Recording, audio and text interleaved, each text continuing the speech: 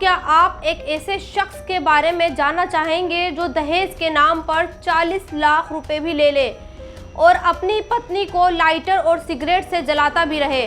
यकीनन आप ऐसे शख्स के बारे में नहीं जानना चाहेंगे और आप ये चाहेंगे कि कभी भी ऐसे शख्स से किसी भी लड़की का पाला ना पड़े। लेकिन जो लोग दहेज के लालची होते हैं वो ऐसा करने में ज़रा भी हिचकिचाते नहीं हैं। उन्हें फ्री के माल की इतनी आदत पड़ चुकी होती है कि इसके बाद उन्हें अच्छा बुरा नज़र नहीं आता। उनके अंदर का ज़मीर और इंसान मर जाता है। आज के इस वीडियो में हम एक ऐसे ही दहेज के लालची की बात करेंगे और आपको बताएंगे कि आज भी हमारे समाज में बिना दहेज के शादियां क्यों नहीं होती। क्यों पेरेंट्स को ये लगता है कि अगर वो दहेज नहीं देंगे तो फिर उनकी बेटी खुश नहीं रह पाएगी। और मैं आपको ये भी बताऊंगी कि क्योंकि 62 साल पुराना दहेज का कानून संविधान के पन्नों में सिमट कर रह गया है।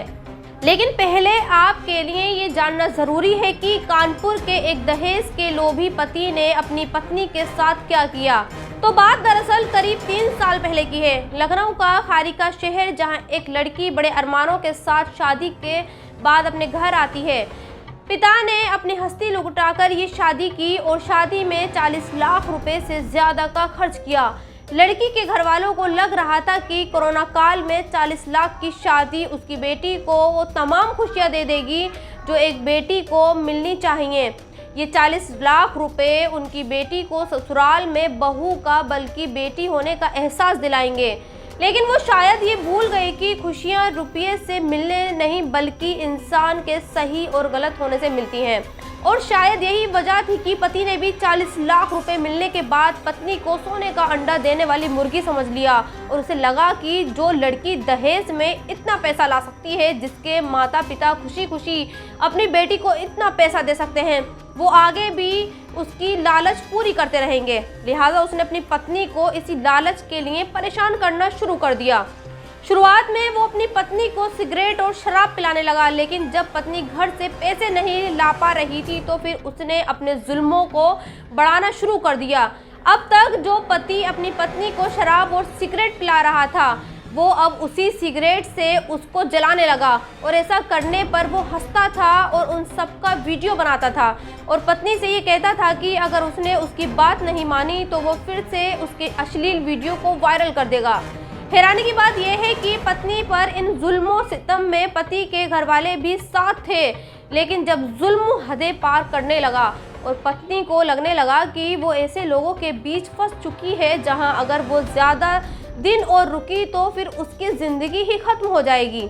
लिहाजा उसके बाद वो मायके आकर रहने लगती है और फिर पुलिस के पास जाती है और अपने पति और ससुराल वालों के खिलाफ FIR दर्ज कराती है। लेकिन यहाँ सवाल ये है कि आखिर एक हिंदुस्तान की बेटियाँ इतना जुल्म क्यों सहती हैं?